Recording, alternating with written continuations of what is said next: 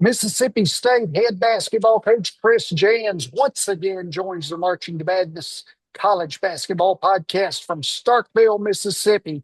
He has composed a 63 and 40 record as he led the Bulldogs to the NCAA tournament in each of those 3 years. The Bulldogs have actually beaten 10 AP top 25 teams in the last 3 seasons. Coach, we finally made it here. We had some technical difficulties. And I appreciate you for standing by. No You worries, know, man. No worries at all. hey, historically, the SEC was clearly the top conference in college basketball last season, I think, in history. Of course, and your Bulldogs were in the middle of the fray and been able to average 79 points per game with 63.1 field goal attempts. Talk a little bit about the offensive surge, for such a team, I guess, with a defensive mantra. Yeah, we made a conscious commitment last year about this time to modernize, change our approach offensively um, for a number of reasons. Mhm. Every program has obstacles. I don't care who it is; they all have obstacles, and we have ours, and we felt like playing faster, playing more of a modern style offensively would help us with fan base. It help us with recruiting.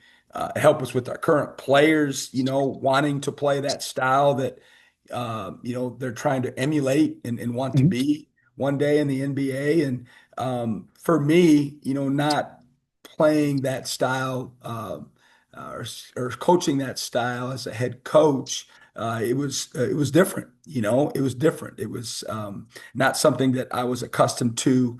And to be honest with you, really as an assistant coach, uh, prior to being a head coach at all the different levels, it's not something that I ever was working under someone that played that fast and that number of possessions. And so it was a change. And it was good. I enjoyed it. The results were mixed. Certainly, you brought up the good results of the scoring and the average and our pace. We ended Mhm. up being offensively a faster team in terms of length of offensive possession than we've ever been, or at least my teams have ever been, and that results in usually more possessions as well. And we probably were more known, for our defensive identity and rebounding and things of that nature. And certainly that took a hit. We didn't compare defensively to the teams that we'd had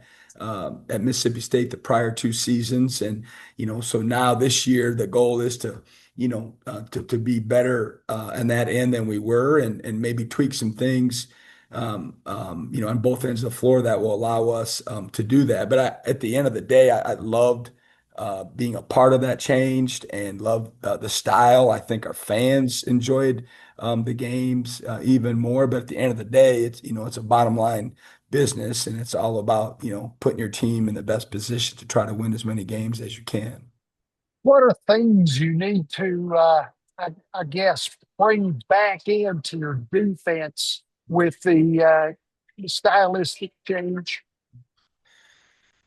At the end of the day, I mean, always obviously, the transition part of your defense, which always starts with your offense in terms of taking care of the ball and shot selection and not so much, being a bad shot, but just when it is in the clock and who it is and time and score and who we're playing against and things of that nature. But, just making sure that we get all 5 guys back, more consistently. And then, it always goes back to guarding the ball. When you rewatch a possession defensively, it may be 3 passes ago or 2 drives ago that eventually leads to why your defense got behind or broke down, and the end result is usually a negative consequence for your defensive team. So just being more consistent on the ball, just having more pride and on the ball, we've got to do some things as a staff that trains them better to be a better on-ball defender individually. And if you can get guys to guard the basketball once you get set, in the transition part of it, like I referred to, then I don't care what your scheme is. If it's aggressive, if it's strong gaps, weak gaps. If you're loading up, helping or putting the onus on the ball handler, it don't matter. If you can guard the basketball, you've got at least a chance, to be a good defensive basketball team. Point guard Josh Hubbard will return for year three in the program. Every time I see him, there's a tremendous wow factor. And there was even a louder exclamation from me when I watch you guys live and see him operate, especially like back-to-back games there in the SEC tournament. Yeah, he still has that factor with us. And, Yeah. this is year three for us. And there'll be times in practice where he'll have a wow play or a wow run. And he's just so explosive.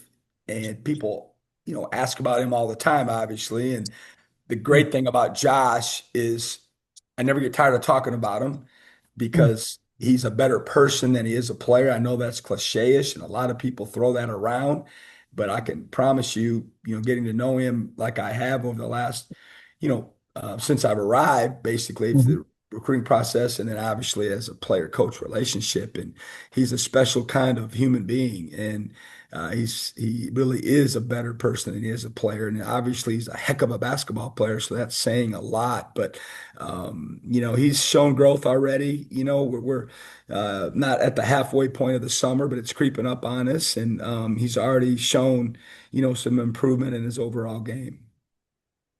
108 triples in each of his first two seasons. He's on target to delete the record of 280 held by guard Barry Stewart, who I remember played for the Bulldogs, around 2009, 2010. Yeah, I mean, I'm sure he has the chance to break a lot of records, in his time here, over his career. And I don't think Josh thinks about breaking records, but Mhm. I do think he thinks about creating, a legacy for himself and his family, and Mhm. having his name, be synonymous with Mississippi State basketball and being from the state and being from the type of family that he is from, which is one of the neatest families that I've ever got to know in this business, and the support is off the chart. And again, like I said, he's not motivated by that, but we're all human, and with the social media aspect, and our wonderful SID Matt Dunaway pumping everyone with Yeah. the information. I'm sure he's well aware of some things Great that SID. on the horizon. So, he's on his way, he's on his way. Certainly, us as a team, which I'm sure we're going to get into, love Mhm. hearing about every time I can, the tournament appearances and since we've arrived, but like, winning games and in March Madness is obviously, what everyone seeks as a coach, a player, a program, a fan base, and administration, and certainly validation, to what we're doing, and for an individual player, to have a run, and that create that memory for everybody is something that I know Josh wants to happen as well. Summer practice and the workouts, to me anyway, are always a kickoff to the new season. What is the way you generally structure these? Yeah, it definitely is a kickoff. Mhm. Unfortunately, as we all age, it happens to all of us, those off Mhm. seasons go by fast. And Mhm. I just still can't believe that we're almost halfway done. When I said that earlier, it's like, wow, we are almost halfway done with the summer. And it, feels like not that long ago, we were in our nice little break from spring ending semester and then summer starting, but those days seem to go very, very fast nowadays. And now we're back on the court, but everybody does it a little different, I'd imagine, in terms of our approach in the summer. We have limited hours due to the NCAA rules, so we use our time wisely and would probably focus more on just skill development when they arrive, they all, most players think they're in decent shape, but Mhm. when they get to practice, they're like, yeah, probably not as good a shape as I thought. And trying to get them in shape. So, as this time of the summer rolls around, we'll start doing a little more team building, a little more practices all together. Still have a focus on individual improvement, all year long, but definitely in the summer and the fall when you're not into the games, etc. But so we're right there. We're just starting. We've had a couple practices under our belt, and as I'm sure you understand, those first few practices are a little sped up, and the ball's Yeah. being thrown in a lot of different directions, and usually not to the right colored jersey. But we're going to work on that as we go forward. How many ways do you stress team building in the summer months? For example, I know you want to get your rebounding back to a higher level. So, how does that come about where you start the season? Yeah, I think it's an emphasis from the top down. Mhm. Um, usually, get what you deserve, and you things you emphasize is usually what gets on the court. So for us, it's just having that part of the game being very mindful of it from all of us, from day one. And it's definitely, like you mentioned, something that we felt like in film review of last year and even in real time that it became an issue for us for the first time. I mean, you always want more, right? You want a perfect game Mhm. that way in terms of defensive rebounding and offensive rebounding opportunities, but that's not reality. But unfortunately, we felt like there were games that were lost, in large part due to some defensive rebounding issues that our team had last year. And it's definitely something that we need to shore up going into November of next fall. You bring center Quincy Ballard in from Wichita State. I saw him play for the Shockers 3 times here in Florida last season. So his length is obviously going to make him important on the boards. He's a good shot blocker, and I thought he had really good touch around the rim. Yeah, we were thrilled when Quincy chose us, and the early returns are really, really good.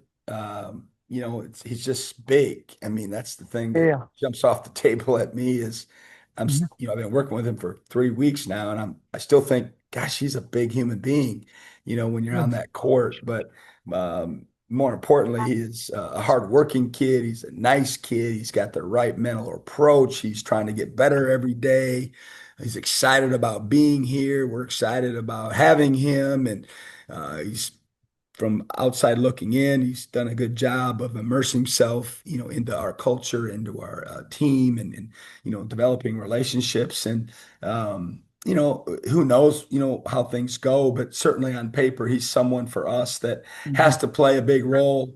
In our team next year on both ends of the floor. I think he's viewed as a defender, shot blocker, maybe more than he is viewed at the other end. But I don't know. I think he's going to be able to score the ball around the basket and, big target, draw a lot of fouls. And then certainly on the defensive end, he's got to have a kind of a goalie mentality and protect that paint, protect that rim and do the things, that guys that are built like that play basketball need to do. We'll see. I haven't had, someone quite like that for a long, long time. And we're excited to work with him and see how it goes. Guard Jaden Epps comes over from Georgetown. He's a physical matchup on the perimeter, and it feels like he can score from all 3 levels. Yeah, we're excited about Jaden as well. What I like about him the most so far is that, his consistent approach. He's a vet, he's been around, Mhm. um, he gets it, and he's played at a high level. And you just know what you're getting every day. He's bringing his lunch pail. He's putting the work in. He's a great kid. He's just fun to be around. And he can really score the ball. Obviously, he's had some big games, big seasons, and he plays on the ball, off the ball. The obvious issue would be, length defensively with him and Josh out there Mhm. together. It's something that, as a staff, we talk about it all the time, and we've got to figure it all out to do our job to help those guys, be able to coexist on the floor. Not that they're going to be on the floor for 40 minutes together, but obviously there'll be plenty of minutes where they are. And we've got to figure out what's the best scheme for us with those two guys out there together. But individually, Jaden, is a scorer in his own right, and him and Josh are learning to play with each other, against each other, whatever it is, on a certain day. But I think they're both going to help each other be better players. I'm sure I've mentioned sports psychology is one of my favorite things to kind of look at and delve into. Talk about the mental preparation for games within your program. You know, I leave a lot of the lead time to our players to do as they wish. Mhm. They're all different that way. Like everyone else at this level, we have a sports psychologist, around us and, a mental health advocate and someone that, isn't a coach in Mhm. terms of basketball coach. They're still coaches and teachers, but it's different. And so they have access to whatever they need, whatever they prefer. Um, but in terms of how we uh, deal with just their the psychology of preparing, to play, it's a process, and we do what we do as a team in terms of trying to focus on our opponent, on ourselves, trying to clear their head in terms of all the noise around them, right? The ticket requests, the travel, the obviously academics isn't noise, but they've got to take care of all that business. So when Sure. we're about to tip, they're clear and they're free and they can play, the game. But there's a lot going on, in their worlds with just life, right? I mean, the world's become more complicated to me, every single year, and there's a lot of push and pulls that these young people have with the things I've already talked about, and then you bring in NIL as well. So, Mhm. getting their mental right is a big part of what every program, is doing and concerned with right now in the age that we're coaching. And we got to get better, like everything we do, we got to get better. But I feel like, we're in a good place when we're dealing with our student athletes that way. What are key ways that you develop and maintain resiliency inside of a game? I think it's just the practice, the time, the weight room, the track, there's some shared suffering still, an old school mentality that way. And, we create some situations, some adversity, if you will, and practice as much as we can. And certainly you can't teach experience, but game experience always helps with building up that resiliency. And because it's going to happen, right? You're going to have problems. You're going to be behind. You're going to have a foul problem. You're going to have things go on outside of basketball that, are real life situations. And, how are we going to deal with it? How are we going to cope with it? Every single year, there's things that are going to happen to your basketball team. And so, building some mental fortitude, some mental toughness, some togetherness.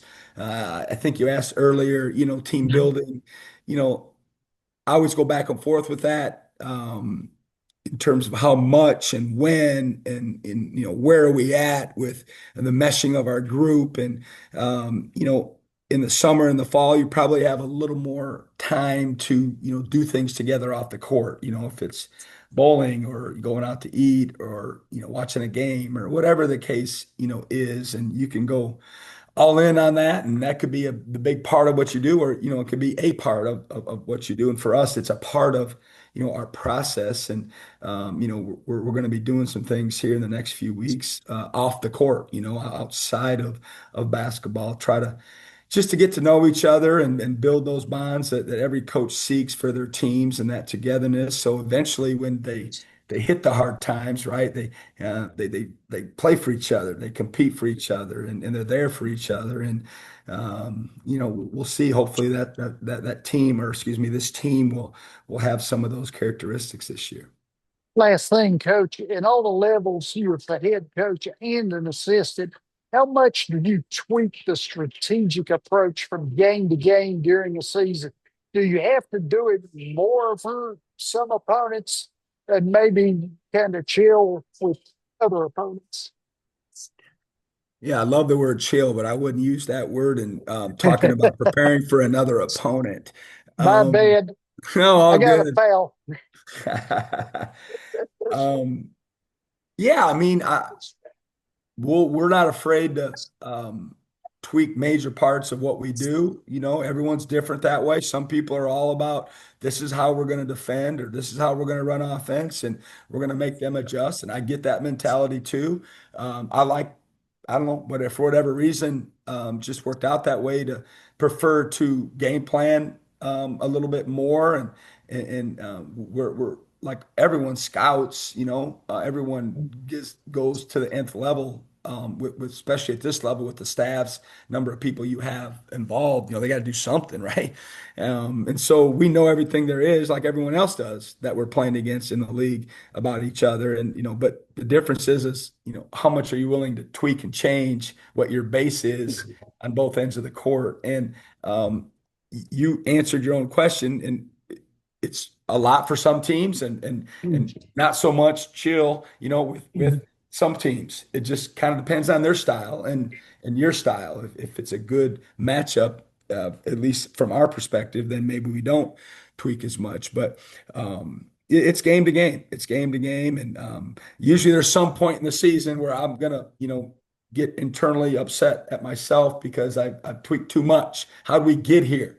You know, we forgot who we were, and every year going into it, hey, we're not doing that this year. And then sometimes, unfortunately, that happens, and we try to reel it back in. But to me, that's one of the most enjoyable parts of this profession is I enjoy that part of it. I like the video. Unfortunately, that I do like the video because if you don't like the video review, then you know it makes it hard to stay relevant, in my opinion, in this profession. But for us, it's a fun part of the job.